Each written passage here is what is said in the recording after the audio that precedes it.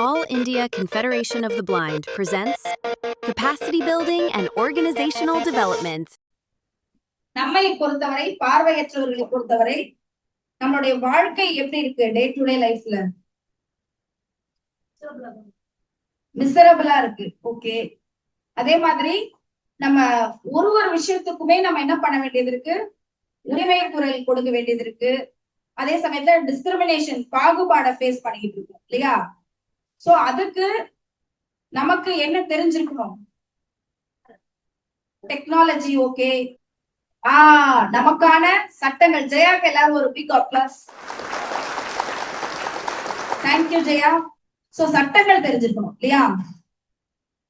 Okay, first நமக்கு ஊனமுற்றவர்களுக்கு சட்டம் இருக்கா? ஸ்டூடெண்ட்ஸ் இருக்கா? ஓகே, என்ன சட்டம் இருக்கு? வேற? ஓகே, மத்த ஸ்டூடெண்ட்ஸ், அதாவது யாரும் நம்மள எதுவுமே நினைக்க மாட்டாங்க. நம்ம தெரிஞ்சுக்க தெரியாத விஷயத்த நம்ம தெரிஞ்சுக்க போறோம், அவ்வளவுதான். சரியா? தப்பா இருந்தா யார் என்ன நினைப்பாங்க, அதெல்லாம் எந்த ஒரு தயக்கமும் வேண்டாம். நம்ம சீனியர்ஸ் தான், நம்ம ஃப்ரெண்ட்ஸ் தான் எல்லாருமே. சரியா? அதனால தைரியமா சொல்லலாம். சரி, ஓகே, ஃபைன், நோ ப்ராப்ளம். வேற யாராவது ஸ்டூடெண்ட்ஸ் இல்லாம நமக்கு இருக்கிற ஆக்ட் என்ன ஆக்ட் இருக்கு? யுஎன்சிஆர்பிடி, யுனைடெட், அது வந்து ஐநாவினுடைய கன்வென்ஷன் இல்லையா? சரி, ஓகே. சோ நமக்கு இருக்கிற சட்டம் அப்படின்னா, தயவு செய்து இப்ப எல்லாருமே இது ஒரு மந்திரம் மாதிரி ஞாபகம் வச்சுக்கோங்க. எல்லாருக்குமே மனசுக்குள்ள ஒரு மந்திரம் வச்சிருப்பீங்க இல்லையா? அதே மாதிரி தயவு செய்து அது எந்த மந்திரமா இருந்தாலும் சரி, இந்த மந்திரத்தையும் சேர்த்துக்கோங்க. Rights of persons with disabilities act 2016. சரிங்களா? இது வந்து நேத்து நம்ம சொன்ன மாதிரிதான், மீனாட்சி மேடம் சொன்ன மாதிரிதான், நமக்கான ஸ்கீம்ஸ் எல்லாம் இருக்கு, அது இம்ப்ளிமெண்ட் ஆகல. ஆனா நமக்கு ஃபர்ஸ்ட் அது இருக்குன்ற ஒரு என்ன வேணும்? விழிப்புணர்வு வேணும் இல்லையா? நமக்கு ஒரு சட்டம் இருக்கு அப்படின்றதுக்கான ஒரு விழிப்புணர்வு வேணும். சரியா? இந்த செஷன் கொஞ்சம் டெக்னிக்கலா இருந்தாலும் நான் ரொம்ப டெக்னிக்கலா கொண்டு போக மாட்டேன். ரொம்ப பேசிக்கான சில விஷயங்களை தான் நம்ம ஷேர் பண்ண போறோம். நான் வந்து ஒரு செக்ஷனும் இந்த செக்ஷன் என்ன சொல்லுது, வால்யூம் ரொம்ப அதிகமா இருக்கா? ஓகே, சோ இந்த செக்ஷன் என்ன சொல்லுது, ரொம்ப டீப்பா போல. பட் தயவு செய்து இந்த சட்டத்தினுடைய ஓவர்வியூ, சாலியன்ட் ஃபீச்சர்ஸ், அதாவது சிறப்பு அம்சங்களை பத்தி எல்லாரும் தயவு செய்து தெரிஞ்சுக்கோங்க. ஏன்னா நம்மை பொறுத்த வரைக்கும் இப்ப மத்தவங்களுக்குன்னா ஏதாவது எப்பயாவது ஒரு டைம் தான் பிரச்சனை வரும் இல்லையா? திடீர்னு டைவர்ஸ் அப்ளை பண்ணுவாங்க, ப்ராப்பர்ட்டி பிரச்சனை வரும், கொலை குத்து சண்டை, அப்பதான் அவங்க எல்லாம் வந்து கோர்ட்டுக்கு போவாங்க, அட்வொகேட்டை மீட் பண்ணாங்க. நம்மளோட தலையெழுத்து எப்படி இருக்கு? நம்ம டெய்லியுமே எதையாவது ஒரு பிரச்சனையை ஃபேஸ் பண்ணிட்டு அது டெய்லி அட்வொகேட் பின்னாடி போக முடியுமா? லட்சமா செலவு பண்ண முடியுமா? நமக்கு பேசிக்கா நமக்கு தெரிஞ்சுக்க வேண்டிய விஷயம் என்ன? அட்லீஸ்ட் நமக்கு இந்த சட்டம் இருக்கு, நமக்கு இந்த அரசாணை இருக்கு அப்படின்ற ஒரு விழிப்புணர்வு இருக்கணும். கரெக்டா? எங்களுக்கு இருக்கு, எங்களுக்கு இருக்கு, எங்களுக்கு சட்டம் இருக்கு. நிறைய பேர் கால் பண்ணுவாங்க, மேம் ஏடிஎம் தர மாட்டாங்க பேங்க்ல, போய் எங்களுக்கு ஏடிஎம் கொடுக்கணும்னு இருக்கு. என்ன இருக்கு நமக்கு? அதை சொல்றதுக்கான அந்த விழிப்புணர்வை இன்னும் கொஞ்சம் இன்க்ரீஸ் பண்ணிக்கணும். கரெக்டுங்களா? அப்போ சோ இந்த சட்டம் பாத்தீங்கன்னா ஆர்பிடி ஆக்ட் 2016. சரிங்களா? Rights of persons with disabilities act, மாற்றுத்திறனாளிகளுக்கான உரிமைகள் சட்டம் 2016. சரிங்களா? சோ அப்போ நமக்கு இருக்கிற சட்டம் பேர் என்ன சொன்ன ஸ்டூடெண்ட்ஸ்? மறப்பீங்களா? இனிமே தயவு செய்து மறக்க கூடாது. இதுதான் நமக்குன்னு இருக்கிற ஒரு விஷயம். சரியா? சோ அப்போ 2016 தான் நமக்கு சட்டம் வந்துச்சா? அதுக்கு முன்னாடியே நமக்கு ஒண்ணுமே இல்லையா? 1990. Very good. சோ அதுக்கு முன்னாடி எல்லாம் நமக்கு எதுவுமே இல்லையானா, அதுக்கு முன்னாடி நம்ம வாழ்க்கை எப்படி தெரியுமா ஓடுச்சு? அரசாணைகளை வச்சு ஓடுச்சு. ஆனா ஓரளவுக்கு நல்லதான் ஓடுச்சு. சரிங்களா? சோ இப்போ இந்த 1995ல ஆக்ட் வந்துச்சு. அது வந்து persons with disabilities, equal opportunities, protection of rights and full participation act 1995. சரிங்களா? இப்போ ஏன் அந்த சட்டம், நான் அதுக்குள்ளலாம் நான் ரொம்ப போல, ஏன் அந்த சட்டம் இப்ப வந்து 2016 அந்த சட்டமே இருந்திருக்கலாம் இல்லையா? இருந்துக்கலாமா? Okay okay correct. ஒரு சில சேஞ்சஸ், ஒரு சில டிசபிலிட்டி இன்க்ளூட் பண்ணிருக்காங்க. அதுக்கே இன்னும் சொல்ல போனா மாறி வரும் டெக்னாலஜி வளர்ச்சிக்கு ஏத்த மாதிரி நமக்கும் இப்போ வந்து 80ஸ்ல நம்மளால கம்ப்யூட்டர் ஆபரேட் பண்ண முடியுமா? விஷுவல் இம்பாக்ட் பர்சனால நமக்கு அந்த 90ஸ்ல பண்ண முடியுமா? சரி, மத்தவங்க எல்லாம் யூஸ் பண்ணப்போ. ஆனா இப்போ வந்து நம்மளோட டெக்னாலஜியால நம்மளால எல்லா விஷயத்தையுமே முழுமையா பண்ண முடியும் இல்லையா? சோ இந்த முக்கியமா எதுக்காக அந்த 1995 ஆக்ட் ரிப்பீல் பண்றதுன்னு சொல்லுவாங்க. அதை முழுமையாக நீக்கிவிட்டு நமக்கு ஏன் இந்த மாற்றுத்திறனாளிகள் உரிமை சட்டம் 2016 வந்து அப்படின்னா, நான் சுருக்கமா சொல்றேன். 1995 ஆக்ட்ல எத்தனை கேட்டகரி ஆஃப் டிசபிலிட்டி இருந்துச்சுன்னு தெரியுமா? இல்ல, நோ, 7. யார் சொன்னது 7? சிவகுமார் சார், நீங்க சொல்லக்கூடாது sir. You are out of the இது சார் கொஸ்டின். 1995 ஆக்ட்ல 7 வகையான டிசபிலிட்டி மட்டும்தான் இருந்துச்சு, சரிங்களா? ஆனா இப்போ மாற்றுத்திறனாளிகள் உரிமை சட்டம் 2016ல எத்தனை வகையான டிசபிலிட்டி இருக்குது அப்படின்னா 21. சரிங்களா? எத்தனை வகையான டிசபிலிட்டி? 21 categories of disability. சரிங்களா? இப்போ அது நம்ம விட்டுருவோம். இப்போ வந்து புதிதா நமக்கு பெருசா டிஃபரன்ஸ் இல்ல. அப்பவுமே நம்ம அந்த 7 கேட்டகரிக்குள்ள இருந்தோம், இப்பவுமே நம்ம அந்த 21 கேட்டகரிக்குள்ள இருக்கோம். இதுல என்ன ஒரே ஒரு டிஃபரன்ஸ் அப்படின்னா, இந்த 21 வகையான கேட்டகரிஸ் ஆஃப் டிசபிலிட்டிக்கும் எம்ப்ளாய்மெண்ட்ல ரிசர்வேஷனா கிடையாது. Bench mark. இப்ப நம்மலாம் என்ன தெரியுமா? பர்சன்ஸ் வித், நம்ம யார் தெரியுமா? Persons with bench mark disabilities. யார் நம்ம? Persons with bench mark disabilities தான் நம்ம. சரிங்களா? நல்லா அதை ஞாபகம் வச்சுக்கோங்க. இதெல்லாம் ரொம்ப பேசிக்கா தான் சொல்றேன். நம்ம எல்லாருமே கட்டாயமா இதெல்லாம் தெரிஞ்சிருக்கணும். அதுக்காக தான். சரிங்களா? நம்ம இந்த மாற்றுத்திறனாளிகள் உரிமை சட்டம் 2016 நமக்கு எப்படி கிடைச்சது அப்படின்னா, யாரோ சொன்னீங்க UNCRPDன்னு சொன்னீங்க, கரெக்டா? United nation convention on the rights of persons with disabilities. எல்லாருமே ஸ்டூடெண்ட்ஸ்லாம் ஸ்கூல்ல ஐநா பத்தி எல்லாம் படிச்சிருக்கீங்களா? ஐநா சபை படிச்சிருக்கீங்களா? சோ ஐநா வந்து இந்தியா வந்து ஐநாவுடைய ஒரு உறுப்பு நாடா இல்லையா? ஓகே, நான் பர்மனன்ட். ஓகே, நம்ம வந்து ஒரு அங்கமா இருக்கோமா? அப்போ ஐநால சொல்றத நம்ம கேட்கணும், கரெக்டா? அதாவது ஐநாவுல ஒரு உடன்படிக்கை வருதுன்னா அதுல வந்து நம்ம அதுல கையொப்பமிட்டோம் அப்படின்னா அந்த உடன்படிக்கையை நாம் வந்து கொள்கைகளாகவோ இல்ல அதை வந்து சட்டமாகவோ ஆக்கணும். சரிங்களா? மிகப்பெரிய ஒரு விஷயம் நடந்துச்சு ஐநால வந்து. ஐநாவோட உடன்படிக்கைகள் எல்லாம் தெரியுமா? மற்ற உடன்படிக்கைகள் கேள்விப்பட்டிருக்கீங்களா? ஹியூமன் ரைட்ஸ் கன்வென்ஷன், அப்புறம் மகளிருக்காக இருக்கு, சீடான் இருக்கு, குழந்தைகளுக்காக இருக்கு, வேர்ல்ட் இன்டெலெக்சுவல் ப்ராப்பர்ட்டி. ஓகே, இதெல்லாமே ஒரு அங்கம். நான் சொல்ற கன்வென்ஷன், உடன்படிக்கைகள் இல்லையா? இப்படி நிறைய உடன்படிக்கை படிச்சிருக்கீங்களா? ஹிஸ்டரி, முத்துலட்சுமி படிச்சிருக்கீங்களா? ஹிஸ்டரி தானே நீங்க? தமிழா இருந்தாலும் ஸ்கூல்ல படிச்சிருக்கீங்கல்ல? Okay, very good. சரி, சோ இந்த உடன்படிக்கை எல்லாம் இருக்கும் பொழுது 21ஆம் நூற்றாண்டுல நமக்கு ஒரு உடன்படிக்கை ஏன் நமக்கு தேவையா? தனியா ஒரு உடன்படிக்கை தேவையா? ஏன் தேவை? தப்பு டப்புன்னு சொல்லுங்க. ஓகே, ஏன்னா அதாவது இந்த எல்லா இந்த மனித உரிமை, மகளிர் உரிமை எல்லாமே நமக்கு பொருந்துமா பொருந்தாதா? அப்படி பொருந்தினாலும் நம்ம என்ன பண்ணப்படுறோம்?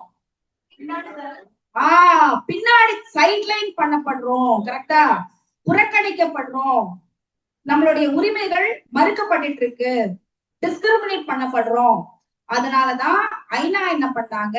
ஐநா சும்மா பண்ணல, இங்கே இந்த கதையும் தான், உலக அளவுல இந்த கதை தான்.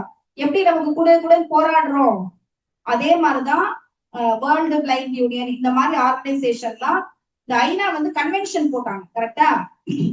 இந்த கன்வென்ஷன் போடும் பொழுது இப்போ நமக்காக வந்து ஒரு கொள்கை வரையறுத்துட்டு இருக்காங்க கவர்மெண்ட்ல, கரெக்டா? அப்போ நம்மளை விட்டுட்டு அந்த கொள்கையை போட்டா நம்ம விடுவோமா? சும்மா விடுவோமா? ஏன் பிரச்சனையே பேசுறீங்க, என்ன உள்ள சேர்க்காம என்னங்க பேசிட்டு இருக்கீங்கன்னு கேட்க மாட்டோமா? கேட்கணுமா? அட்லீஸ்ட் இனிமேவாது கேட்போமா? இந்தப்ப உங்களுக்கு ஒரு ஜீவோ போட்டாச்சு வச்சுக்கோங்கன்னா, நம்மளுடைய ரெப்ரசன்டேஷனை சேர்க்காம நம்மளை விட நம்மளுடைய பிரச்சனைய பத்தி யாராவது பெஸ்டா பேச முடியுமா? முடியாது இல்லையா? அதனால ஐநா என்ன பண்ண, ஐநால வந்து நம்மள மாதிரி இப்ப அசோசியேஷன்ஸ் எல்லாம் இருக்கும் இல்லையா, மத்த அசோசியேஷன் எல்லாம் உலக அளவுல என்ன பண்ணாங்க, nothing about us without us. ஐநாவே நாங்க இல்லாம எங்களுக்காக நீங்க என்ன வரையறை போடுறது, நீங்க என்ன உடன்படிக்கை போடுறது, எங்களை சேர்த்துட்டு தான் நீங்க இந்த உடன்படிக்கையை வரைவு பண்ணணும், டிராஃப்ட் பண்ணணும்னு சொல்லிதான் இந்த ஐநாவுடைய உடன்படிக்கை வந்து. சரிங்களா? நான் இதை ஏன் சொல்றேன்னா, நமக்கு இன்னைக்கு இந்த ஒரு சட்டம் இருக்கு, இந்த ஒரு திருத்தப்பட்ட ஒரு ரிப்பீல் பண்ணி ஒரு புதிதாக ஒரு ஆர்பிடி ஆக்ட் 2016 இருக்குன்னா அதற்கு காரணம் இந்த ஐநா தான். ஏன்னா இந்தியா வந்து இந்த உடன்படிக்கையில நம்ம தான் நல்லவங்களாச்சே, டக்கு நாங்க கையெழுத்தெல்லாம் போட்டுருவோம், ஆனா நாங்க என்ன பண்ண மாட்டோம், அமல்படுத்ததான் மாட்டோம், கையெழுத்தெல்லாம் போட்டுருவோம். கரெக்டா? சோ அப்ப என்ன பண்றாங்க, நல்ல விஷயம் என்ன நடந்துச்சுன்னா, இந்தியா வந்து இதுல ஒரு 7வது நாடாக இந்த உடன்படிக்கையில கையெழுத்து போட்டாச்சு. நம்ம சும்மா விடுவோமா? நம்ம உடன்படிக்கையில கையெழுத்து போட்டீங்கல்ல, அப்படியே எங்களுக்கு ஒண்ணு உடன்படிக்கை அப்படியே ஆக்ட் ஆகுங்க, இல்ல பழைய சட்டத்தெல்லாம் தூக்கி போட்டு புதுசா ஏற்றுங்கன்னு சொல்லி குதிக்க ஆரம்பிச்சிட்டோம். கரெக்டா? சோ நமக்கு அந்த சட்டம் ஈஸியா கிடைச்சிருச்சா? கிடையாது. 2010 வரையறை போடுறாங்க. சரிங்களா? 2000 சட்டம் லேட்டா சொன்னாலும் பரவாயில்ல, இந்த வரலாறு எல்லாம் நீங்க எல்லாம் தெரிஞ்சுக்கணும். சரிங்களா? 2010 வரைவு.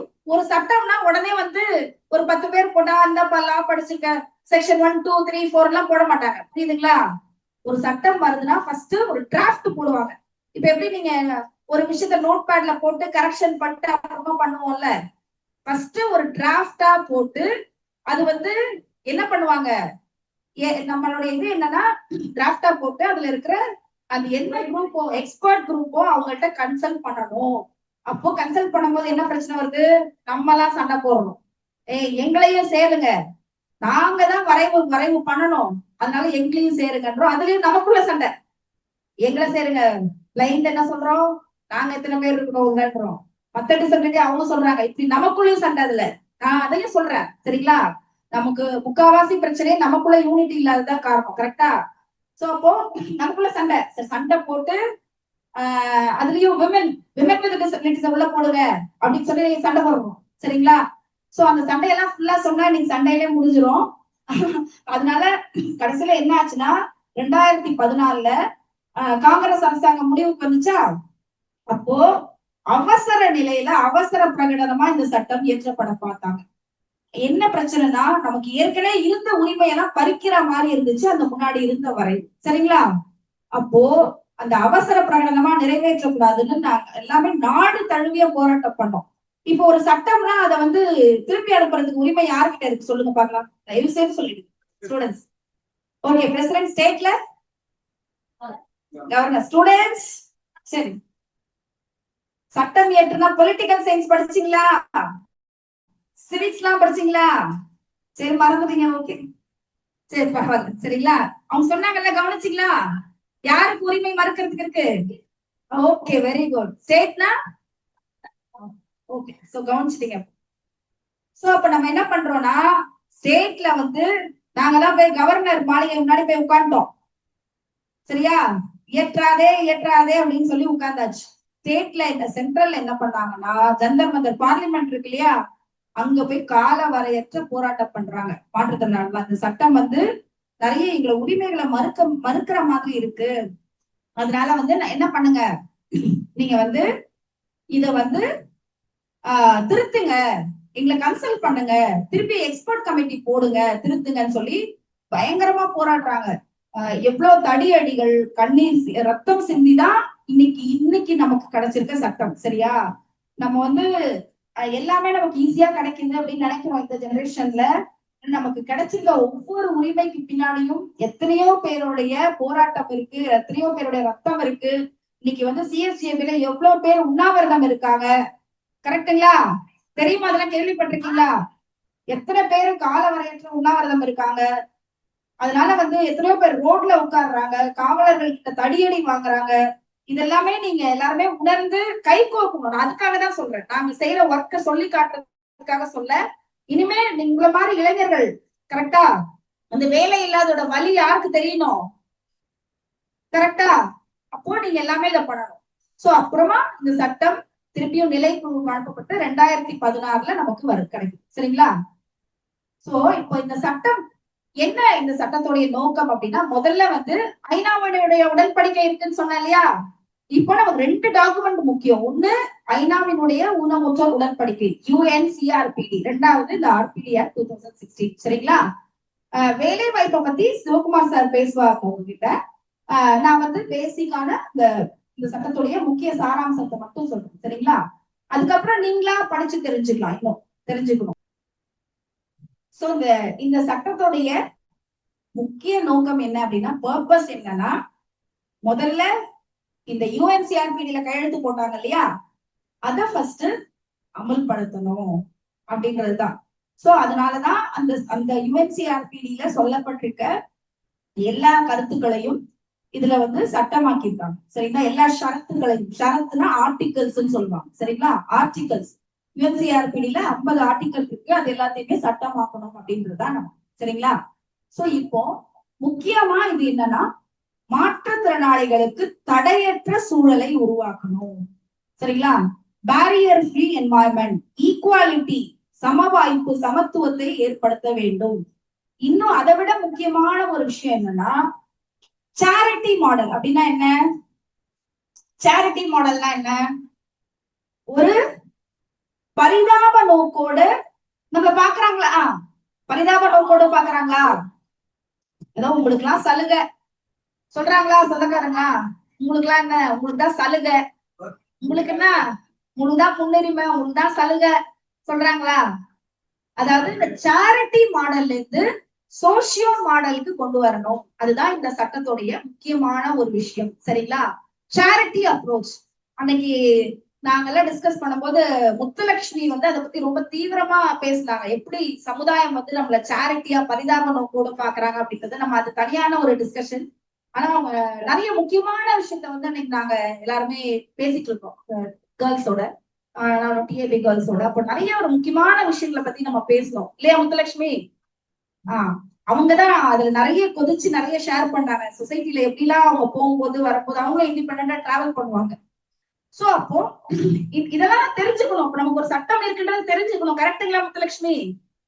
இவர் மியூசிஷியன், அடுத்து நீங்க சட்ட நிபுணராகவும் ஆகணும் மாற்றுத்திறனாளிகளுக்கு. சரியா? ஓகே, சரிங்க மேம். எஸ், சோகமா சொல்றீங்க, சந்தோஷமா சொல்லுங்க. Okay okay, very good, thank you. So அப்போ இந்த சோசியோ மாடலுக்கு கொண்டு வராங்க. முக்கியமான ஒரு விஷயத்தை தெரிஞ்சுக்கணும். சரி, டிசபிலிட்டி அப்படின்னா யாரு?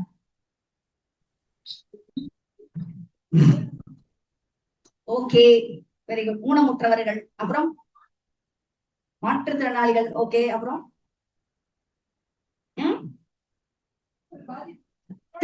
வெரி குட், ஏதோ ஒரு பாதிப்பு. தேங்க்ஸ்.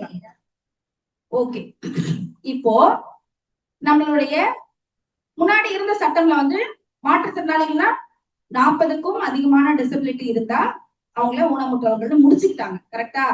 அது கிட்டத்தட்ட சேரிட்டி மாடல் தான்.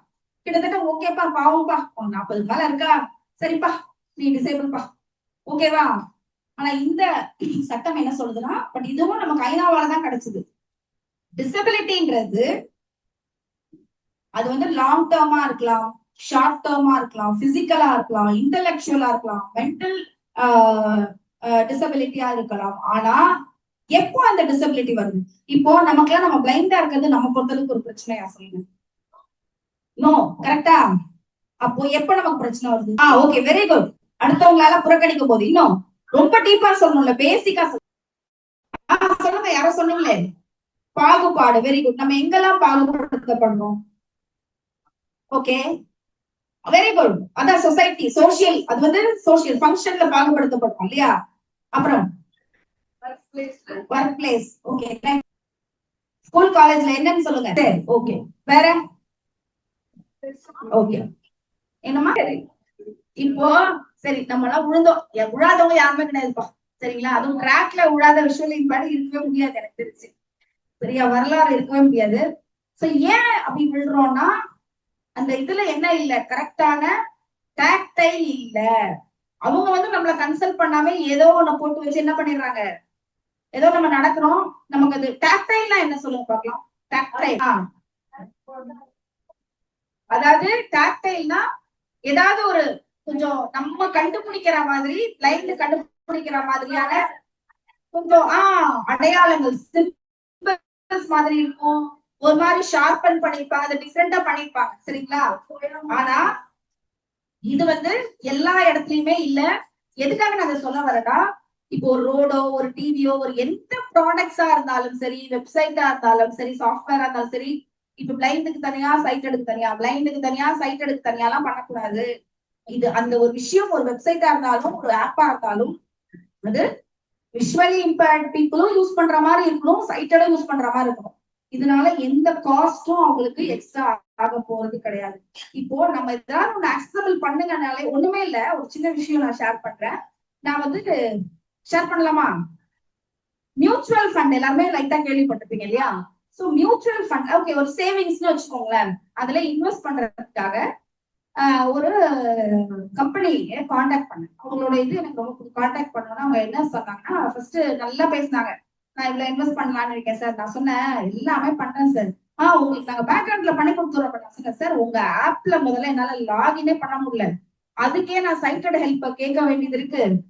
அதனால நீங்க ஆப் ஆக்சசபிள் பண்ணுங்க, நான் இமீடியட்டா இன்வெஸ்ட் பண்றேன்னு சொன்னேன். அவங்க வந்து என்ன சொன்னாங்க, இல்ல மேடம் நாங்களே மானிட்டர் பண்ணோம். நான் சொன்னேன் சார், இண்டிபெண்டா நான் மானிட்டர் பண்ணோம், நான் என்ன சேவ் பண்றேன்றத நீங்க மானிட்டர் பண்ணது பெரிய விஷயம் கிடையாது அப்படின்னு சொன்னேன். உடனே அவங்க என்ன பண்ணாங்க, 2 நாள்ல உங்களை கான்டாக்ட் பண்றோம் சொல்லிட்டு இன்னும் கான்டாக்ட் பண்ணவே இல்லை. ஏன் அப்படின்னா அவங்கள பொறுத்தளவுக்கு ஐயோ இவங்க ஒருத்தருக்காக பண்ணி நமக்கு எக்கச்சக்க செலவாயிடும், நம்ம ஆப் ஏதோ கிராஷ் ஆயிடும் போல இருக்கு, அப்படி போல இருக்கு, இப்படி பண்ணிருக்கு. சோ நம்மள வந்து ஒரு பொட்டன்ஷியலான ஒரு இன்வெஸ்டரா பார்க்க கூட என்ன பண்ணல, அவங்க தயாராக இல்லை. கரெக்டா? சோ எதுக்காக சொல்றேன்னா, இந்த ஆப் இதுக்கு எல்லாமே நம்ம எல்லாருமே சேர்ந்து எங்கெல்லாம் நம்ம பாக்குறோமோ இம்மீடியட்டா இன்னையில இருந்து நம்ம எடுத்து, நான் உட்பட சரி நானும் சோம்பேறித்தனத்துல நிறைய ஆப்பை விட்டுருவேன், யார்கிட்ட கேட்டு விட்டுருவேன், அந்த ஆப்பை அன்இன்ஸ்டால் கொடுத்து தூக்கி போட்டுருவேன். ஆனா நம்ம எல்லாருமே இன்னைக்கு ஒரு உறுதிமொழி எடுத்துக்கலாம். என்ன பண்ணலாம், ஒரு ஆப் ஆக்சசபிள் இல்லையா, பிளே ஸ்டோர்ல போய் இங்கிலீஷ்லயோ தமிழ்லயோ இது விஷுவலி இம்பேர்டுக்கு, இதான் உங்களுக்கு கொடுக்குற கீவேர்டு. சரியா? விஷுவலி இம்பேர்டுக்கு ஸ்கிரீன் ரீடர் யூஸ் பண்றதுக்கு ஆக்சசபிளா இல்ல. ஆக்சசபிள் சொன்னாலே அவங்களுக்கு தெரியும். சரிங்களா? It is a violation under RPD act 2016 மட்டும் போடும். சரிங்களா? போடலாமா? சரி. சோ இன்னையில இருந்து நம்ம எல்லாருமே அந்த சின்ன ஸ்டெப்பை எடுக்கலாமா? ஓகே. சோ இந்த மாதிரி நிறைய முக்கியமான டெபினிஷன். இதுல வந்து முக்கியமான ஒரு விஷயம் சொல்லியிருக்காங்க. எந்த ஒரு நபரும் என்னது, ஊனத்தின் அடிப்படையில் பாகுபடுத்தப்படக்கூடாது. பாகுபடுத்தப்படுறோமா? பண்றோமா? ஆனா அதுல ஒரு செக் வச்சுட்டாங்க நம்ம ஆளுங்க. நம்ம கவர்மெண்ட் தானே நமக்கு என்னது, ஓகே நம்ம மைக்ல சொல்லலாம், ஒண்ணும் பிரச்சனை இல்லை. நம்ம கவர்மெண்ட் தான் நமக்கு, அதாவது வேலையே பயிரை மேய்ந்தார் போல. கரெக்டா? சோ அதனால இதுல என்ன ஒரு சின்ன ஓட்டை வச்சுட்டு, சின்ன ஓட்டை இல்ல, சின்ன ஓட்டையா சிவகுமார் சார் என்ன சொல்றாங்கன்னா, நியாயமான காரணங்களுக்காக, சரிங்களா, நான் உங்களுக்கு புரியுற மாதிரி சொல்றேன், நியாயமான காரணங்களுக்காக நீங்க வந்து கிட்டத்தட்ட பாகுபடுத்தப்படலாம் அப்படின்னு சொல்லிட்டாங்க. அப்ப என்ன பண்ணுவாங்க இதை வச்சு, ஓகே இது வந்து உங்க நல்லதுக்காக தான் சொல்றோம், நீங்க எல்லாம் வந்து இதெல்லாம் பண்ண முடியாது, நீங்க எல்லாம் இந்த வேலையெல்லாம் செய்ய முடியாது, அதனாலதான் உங்களை பாகுபடுத்துறோம் அப்படின்னு சொல்லி சொல்லி சொல்லி சொல்லி நமக்கு வேலை வாய்ப்புல என்ன ஆகும், நமக்கு ப்ரமோஷன் மறுப்பாங்க, வேலை வாய்ப்பை மறுப்பாங்க. கரெக்டா? சோ இந்த ஆனா ஐநால வந்து என்ன சொன்னாங்க, ஐநால வந்து இப்படி எல்லாம் சொல்ல, no person shall be discriminated on the ground of disability. ஊனத்தின் அடிப்படையில யாரும் பாகுபடுத்தப்படக்கூடாதுன்றதோட சொல்லி முடிச்சுட்டாங்க. சரிங்களா? ஆனா நம்ம ஆளுங்க இருக்காங்களே, ஐநாவை பாதுகாக்கிறோம், ஐநாவை பின்பற்றோம்னு சொல்லி ஒரு ஸ்டெப் மேல போயிட்டு லூப் ஹோல கண்டுபிடிச்சிட்டாங்க. சரிங்களா? சோ இதெல்லாம் நீங்க தெரிஞ்சுக்கணும், இதெல்லாம் நம்ம போராட முடியும். பட் இதுக்கும் வழி இருக்கு, நான் சொல்றேன். அதுக்கப்புறம் பாத்தீங்கன்னா women and children with disabilities. அதாவது இப்போ வந்து இன்றைக்கு பாகுபாடு அப்படின்னு பார்த்தா மாற்றுத்திறனாளி ஆண்கள் பெண்களுக்கு இடையவும் இருக்கா? தைரியமா சொல்லுங்க. இருக்கு இல்லையா? குடும்பத்துல எப்படி பாக்குறாங்க, குடும்பத்துல வந்து ஒரு திருமணமா இருக்கட்டும், ஒரு பாலியல் சார்ந்த உரிமைகளாக இருக்கட்டும், மாற்றுத்திறனாளி ஒரு ஓகே ஒரு விஷுவலி இம்பேர்டு இந்த டிஸ்கஷனுக்கு நம்ம ரொம்ப நேரம் போக வேண்டாம். ஒரே ஒரு கேள்வி மட்டும்தான்.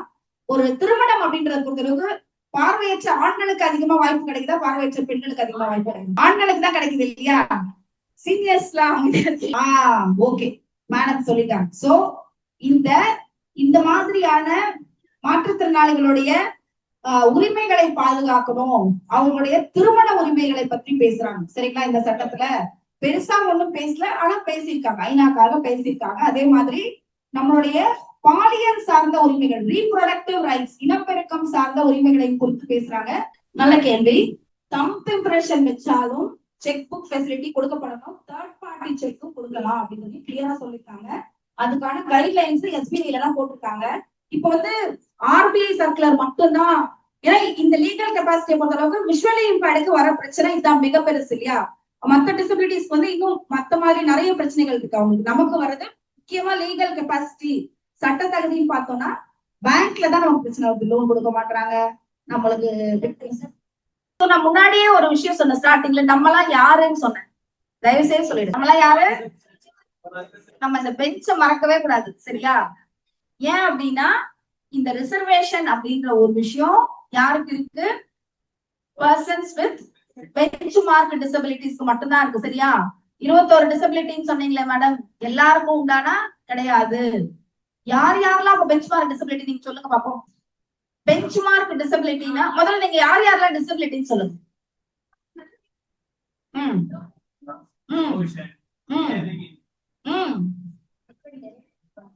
ஓகே ஓகே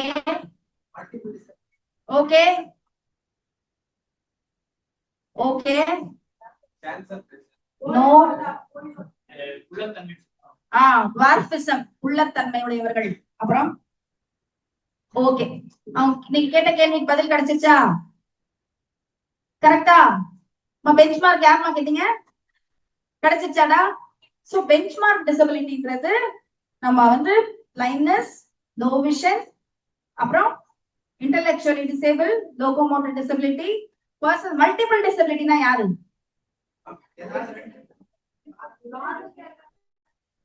ஒன்றுக்கும் மேற்பட்ட ஊனம் இருந்தா அவங்கதான் மல்டிபிள் டிசபிலிட்டிஸ். சோ ரிசர்வேஷன்ன்றது. அப்புறம் வந்து acid attack victims, deaf blindness, முக்கியமான ஒரு விஷயம், சரிங்களா? டெஃப் பிளைண்ட்னஸ் கரெக்டா? ஒரு பர்சனுக்கு காதும் கேட்காது, பார்வையிலும் குறைபாடு இருக்கும், அவர்களுக்கும் இந்த ரிசர்வேஷன் இருக்கு, சரிங்களா? ஓகேவா? புரிஞ்சுதா? அப்புறம் இதுல முக்கியமான இன்னொரு விஷயம் நீங்க தெரிஞ்சுக்கணும், சரியா? கொஞ்சம் புரிஞ்சுக்க ட்ரை பண்ணுங்க. இப்போ நம்ம வந்து ஒரு அரசாங்க வேலையை எடுத்துக்கலாம், சரியா? இப்போ இதுல வந்து நம்மளால எல்லா வேலையும் நம்ம கொடுத்துடுறாங்களா? எதெல்லாம் கொடுக்க மாட்டாங்க? போலீஸ்,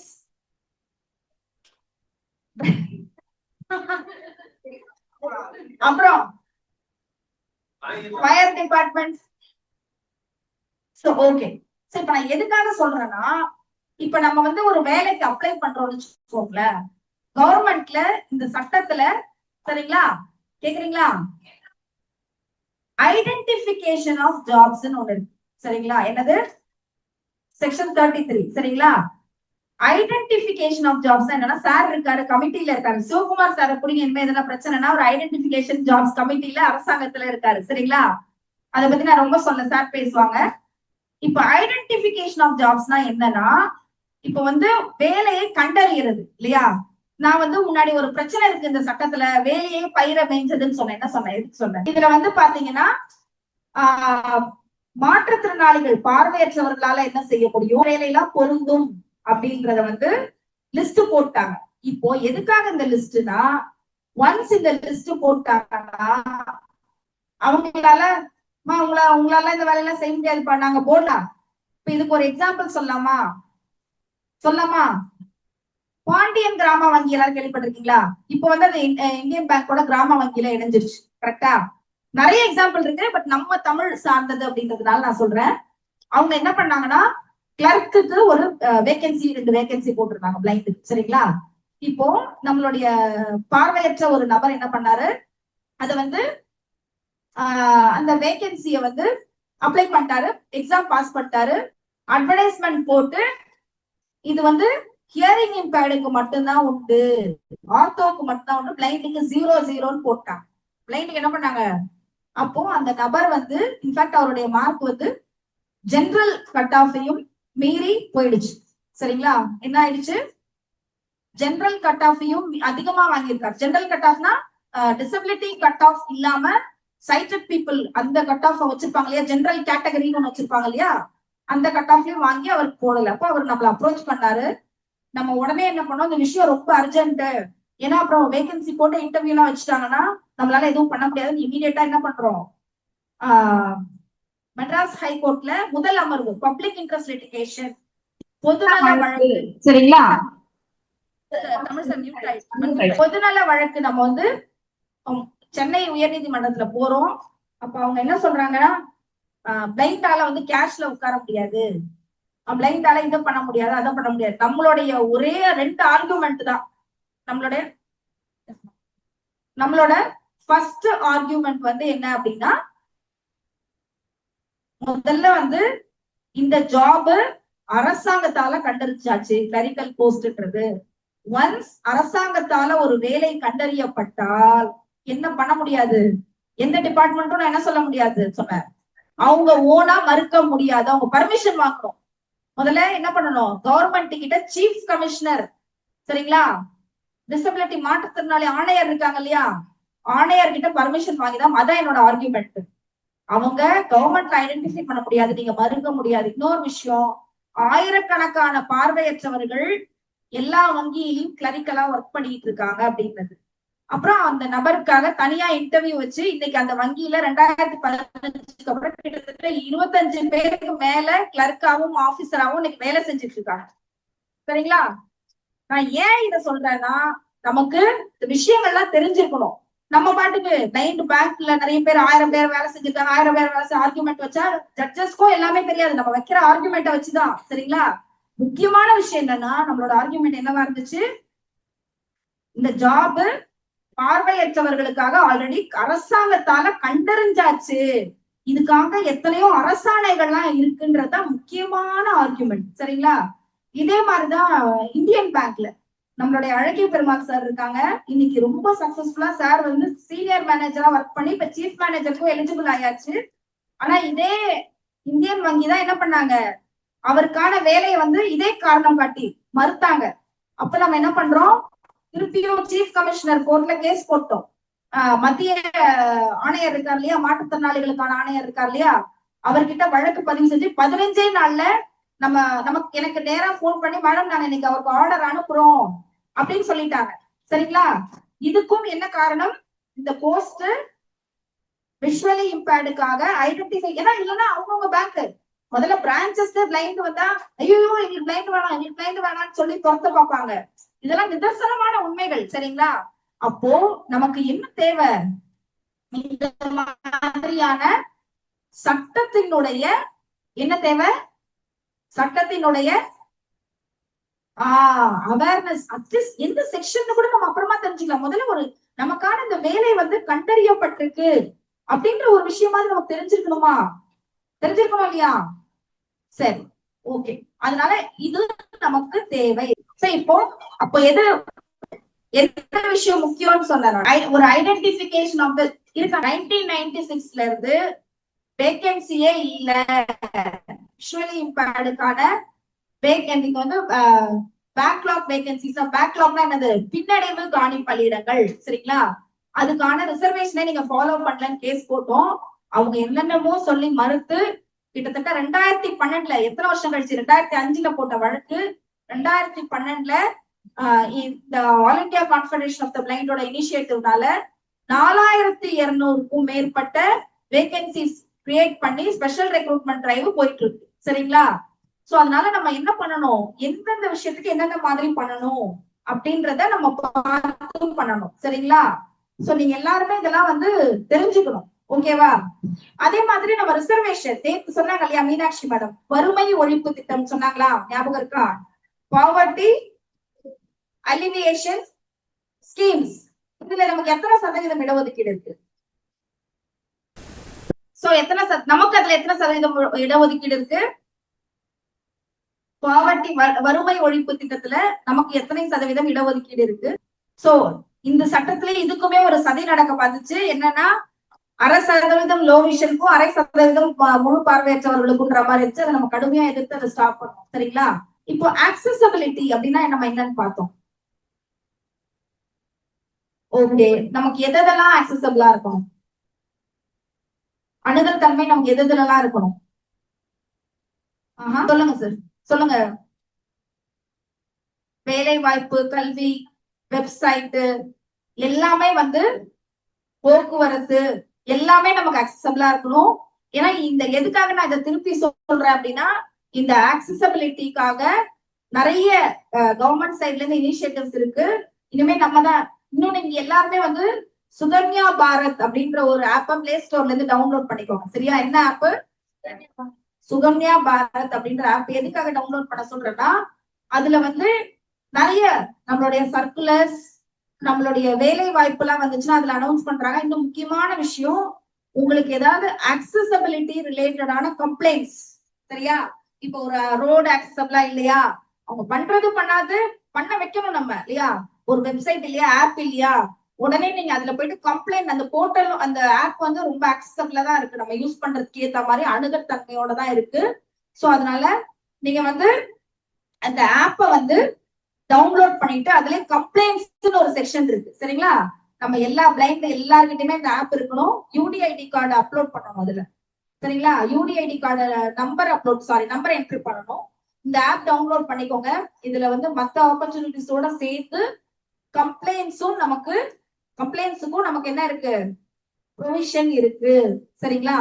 அதுக்கப்புறம் இன்னொரு முக்கியமான விஷயம், நான் எல்லாத்தையும் சொல்லல, உங்களுக்கு முக்கியமான விஷயம், இப்ப ஆணையரகம் பத்தி பேசணும் இல்லையா? கமிஷனர் ஆபீஸ்ல தெரியுமா ஸ்டூடெண்ட்ஸ்? கமிஷனர்னா யாரு நமக்கு? ஆணையரகம்னாலே ஸ்டிக் கொடுக்கறது இல்ல, நம்ம மட்டும் நினைக்கிறது இல்ல, கவர்மெண்டே அப்படிதான், அவங்க டியூட்டியா தான் நினைச்சுக்கிறாங்க. நம்ம வேலை ஏதாவது டிவைஸ் கொடுக்கணும், கண்ணாடி கொடுக்கணும், டிவைசஸ் கொடுக்கணும், அப்புறம் வந்து ஓஏபிக்கு ஏதாவது பண்ணணும், அந்த மாதிரிதான் நினைக்கிறாங்க. ஆனா ஆணையரகத்துக்கு ஒரு பவர் இருக்கு. இப்போ நம்ம வந்து ஒரு உரிமை மறுக்கப்படுதுன்னா நம்ம என்ன பண்றோம்? கோர்ட்டுக்கு போய் கேஸ் போடுறோமா? அப்போ நம்ம கோர்ட்டுக்கு போய் கேஸ் போடுறோம்னா நமக்கு என்ன தேவைப்படுது? லாயர் தேவைப்படுறாரா? எல்லாமே ஃப்ரீயா பண்ணி கொடுத்துருவாங்களா? காசு தேவைப்படுமா? அப்போ நம்ம என்ன பண்ணலாம்னா, இந்த சட்டத்துல மத்திய ஆணையரகத்துக்கும் மாநில ஆணையருக்கும் என்ன கொடுத்திருக்காங்க? கோர்ட்டுக்கு இணையான சிவில் ஜூரிஸ்டிக்ஷன் சொல்லுவாங்க. சரியா? நீங்க வந்து என்ன பண்ணலாம், இப்போ உங்களுக்கு ஏதாவது பிரச்சனை வருது, ஒரு ப்ராப்பர்ட்டி டிஸ்பியூட் வந்தா கூட நம்மளுடைய சட்டப்படி பாத்தீங்கன்னா நம்மளுடைய உரிமை பாதுகாவலர் நமக்கு யாரு? மத்திய அரசாங்கத்துல chief commissioner for persons with disability. இப்ப யார் சீஃப் கமிஷனர் இருக்காங்க சொல்லுங்க பாக்கலாம். ஸ்டூடெண்ட்ஸ் லட்சுமியா சீஃப் கமிஷனர், அவங்க வந்து மாநில ஆணையர் சீஃப் கமிஷனர். நமக்கெல்லாம் கொஞ்சம் தெரிஞ்ச பரிச்சயமான ஒரு நபர். ஓகே, ஸ்டூடெண்ட்ஸ் இல்லைன்னா பரவாயில்ல, வேற யாராவது? கோவிந்தராஜ் சார் இல்லையா? அவர் வந்து தமிழ்நாட்டுக்காரரு. அவர் இஸ் விஷுவலி இம்பேர்ட். பிஞ்சா சார்னு இதுக்கு முன்னாடி இருந்தார். அவர் ஒரு மிகப்பெரிய பார்வையற்றவர் வாழ்க்கையில மிகப்பெரிய மாற்றங்கள் எல்லாம் ஏற்படுத்தினாரு. இப்ப வந்து நம்மளுடைய தமிழ்நாட்டை சேர்ந்த கோவிந்த கிருஷ்ணன் அப்படின்ற சார் தான். கோவிந்த கிருஷ்ணன் நேத்ரோதய கோவிந்த கிருஷ்ணன் இல்ல, இவர் வந்து கோவிந்தராஜ் சரியா? கோவிந்தராஜ் சார் தான் இப்ப நமக்கு மத்திய ஆணையராக இருக்கிறாங்க. சரியா? மிகப்பெரிய ஒரு விஷயம் அது. இப்போ எதுக்காக சொல்றேன்னா, இந்த சீஃப் கமிஷனருக்கு நீங்க எல்லாத்துக்குமே வந்து ஐயோ நான் கோர்ட்டுக்கு தான் போடுமான்லாம் கிடையாது. சும்மா ஒரு கடிதம் மூலமா நீங்க பேசுறதுனால. சோ இந்த சீஃப் கமிஷனருக்கு என்ன இருக்கு? முழு பவர் இருக்கு. அதே மாதிரி ஸ்டேட் கமிஷனர் அவங்க ஏத்துக்க மாட்டாங்கதான். இதெல்லாம் என்னெல்லாம் பார்க்க முடியாதுப்பா அப்படின்வாங்க. ஆனா நீங்க என்ன பண்ணலாம், அவர்களிடம் வழக்காக ஒரு கடிதம் மூலமாகவே நீங்க எழுதுனீங்கன்னா அவர்கள் இதை என்ன பண்ணலாம், வழக்காக எடுத்துக்கொள்ள வேண்டும். கோர்ட்டுக்கு என்னென்னலாம் பவர் இருக்கோ அந்த முழு பவரும் சீஃப் கமிஷனருக்கும் ஸ்டேட் கமிஷனருக்கும் கொடுக்கப்பட்டிருக்கு. சரிங்களா? இப்போ நாங்க எங்க ஆர்கனைசேஷன் ஏஐசிடில வந்து நாங்க முக்காவாசி கேஸ நாங்க கமிஷனர் கோர்ட்லயே முடிச்சிருவோம். சரியா? இங்க தமிழ்நாட்டுல கூட பாத்தீங்கன்னா ஒரு இப்ப நம்ம இந்த ரெப்கோ பேங்க் எல்லாம் கேள்விப்பட்டிருக்கீங்களா? அது வந்து கோஆபரேட்டிவ் பேங்க். அந்த பேங்க்ல வந்து ஒரு visual impaired person exam clear பண்றாரு. அவருக்கு இன்டர்வியூ கிளியர் பண்ணதுக்கு அப்புறம் உங்களுக்கு வேகன்சி நாங்க கொடுக்க முடியாது, அதேதான் பிளைண்ட் நாங்க எடுக்க மாட்டோம்னாங்க. அப்போ கோவிட் டைம், எங்களால டெல்லிக்கு நேரா போயும் பண்ண முடியாது. அப்போ ஆன்லைன் ஹியரிங் இருந்துச்சு. சரிங்களா? உடனே நாங்க சீஃப் கமிஷனர் ஸ்டேட் கமிஷனர் கோர்ட்ல தான் ஃபர்ஸ்ட் போட்டோம் இல்லையா? நம்ம சிஎஸ்டிஏபி மூலமா ஃபர்ஸ்ட் ஸ்டேட் கமிஷனர் மூலமா தான் நம்ம வந்து அதை ஃபைல் பண்ணோம். அவங்க வந்து ரொம்ப அழகா ரிசர்வேஷன் ப்ரொவிஷன் எல்லாம் சொல்லாம பிரிவு 20 படி பாகுபடுத்தப்படக்கூடாது கடிதம் எழுதி எங்க வேலை முடிஞ்சிச்சுன்னு அவங்க நைஸா கையை கழுவிட்டாங்க. சரிங்களா? ரொம்ப வருத்தமான ஒரு விஷயம் தான். இப்ப சொல்லும் போது கூட எனக்கு ரொம்ப வருத்தமா இருக்கு. ஏன்னா பிரிவு 34 கூட கோட் போடாம 20 படி பாகுபடுத்தக்கூடாது அவ்வளவுதான் முடிச்சுட்டாங்க.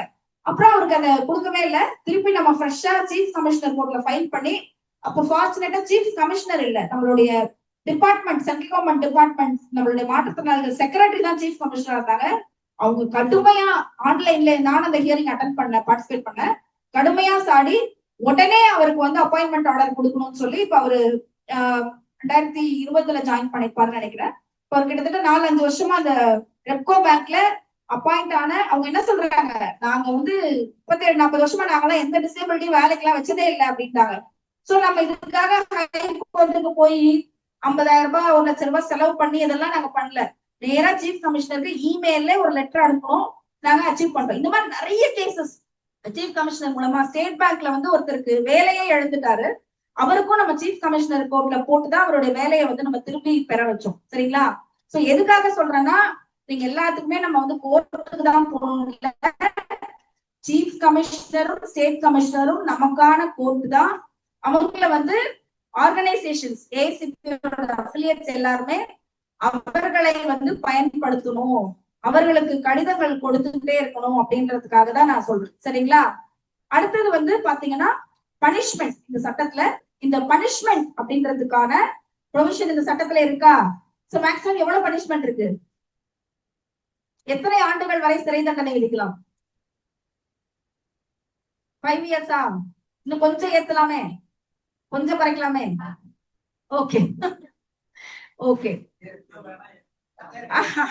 சரியா? 7 இயர்ஸ் வரைக்கும் மேக்ஸிமம். அப்புறம் 5 lakhs sir? Up to 5 lakhs வரைக்கும் அவங்களுக்கு என்ன பண்ணலாம்? பெனால்ட்டியும். பெனால்ட்டினா என்னது? அபராதம் விதிக்கலாம். தேங்க்யூ. சோ எதற்கெல்லாம் அபராதம் விதிக்கலாம் சொல்லுங்க? எதற்கெல்லாம் நமக்கு வந்து பனிஷ் பண்ணலாம் அப்படின்னா, இப்போ வந்து ஒரு ஆபீஸ்ல நம்ம போயிட்டு ஒரு லஞ்சத்துக்குலாம் இல்ல, அதாவது இப்ப நம்ம கொடுத்த இப்ப பார்வையற்றவர்களுக்கு எல்லாம் வேலை வாய்ப்பு கொடுத்த டாக்குமெண்ட்ஸ் எல்லாம் கொடுங்கன்னு கேட்டா அவங்க கொடுக்காம இருக்கிறதுக்கு. அப்புறம் மிக முக்கியமான ஒரு பிரிவு இருக்கு. சரிங்களா? இதுல வந்து என்ன சொல்றாங்கன்னா, இப்ப நம்ம யூஸ் பண்றோம் இல்லையா ஸ்டிக்கு, உதவி உபகரணங்கள், இதுக்கெல்லாம் வந்து குந்தகம். இப்ப நம்ம ரோட்ல போறோம், நம்மளோட ஸ்டிக்கை அடிச்சு உடைச்சு போட்டா அதுவும் இந்த சட்டத்தின் படி தண்டனைக்குரிய குற்றம் தான். அப்புறம் வந்து மாற்றுத்திறனாளிகள் வந்து அவுட்ரேஜிங் த மாடஸ்டி, அந்த மாதிரி நம்மளுடைய ஊனத்தை குறித்து நம்மள வந்து பேசுறது, வசைப்பாடுறது, அப்புறம் வந்து மாற்றுத்திறனாளி பெண்களை வந்து மானபங்கப்படுத்துறது, இது எல்லாமே வந்து என்னது? மாற்றுத்திறனாளி உரிமை சட்டத்தின் படி தண்டனைக்குரிய குற்றம். சரிங்களா? ஓகேவா? அதனால நம்ம வந்து காவல்துறையில போய் நீங்க எஃப்ஐஆர் மாற்றுத்திறனாளிகள் உரிமை சட்டம் 2016, சரிங்களா, சாப்டர் 16 படி நீங்க வழக்கு பதிவு செய்யணும் அப்படின்றத நீங்க அடிச்சு பேசலாம். ஓகேவா? தேங்க்யூ.